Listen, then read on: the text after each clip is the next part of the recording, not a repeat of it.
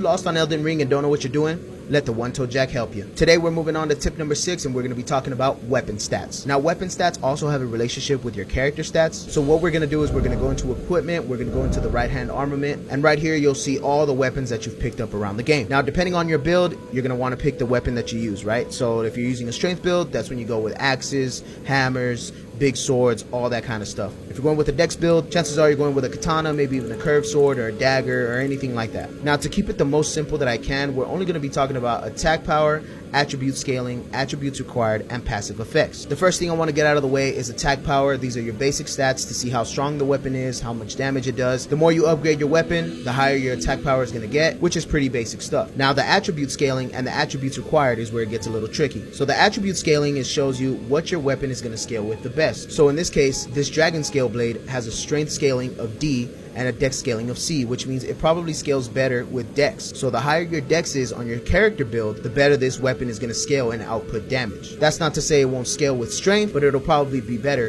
if it scales with dex. The attributes required tell you the main stats that your character needs to have to be able to wield the weapon in its proper form.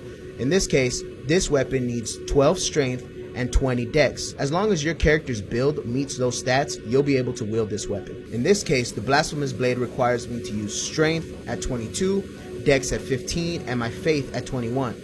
Being that my faith is lower than 21, I can put this weapon on, however, it'll say unable to use this item effectively with present attributes. Meaning I can hold it in my hand, but the damage output that it's going to put out is basically going to suck. Now let me take you over to the weapon that I use. My attribute scaling, it scales with strength, dex, and arcane. So I'm rolling with a dex/arcane build, so I have a high amount of dex and a high amount of arcane that really makes this weapon really strong. Obviously, the higher your attribute scaling, the better it's going to be. Some of them will have C, some of them will have B, some of them will have A, and the best ones will have S. You're going to want to pay attention to your attribute scaling and see what's best to put your next skill points in to get more damage output from your weapon.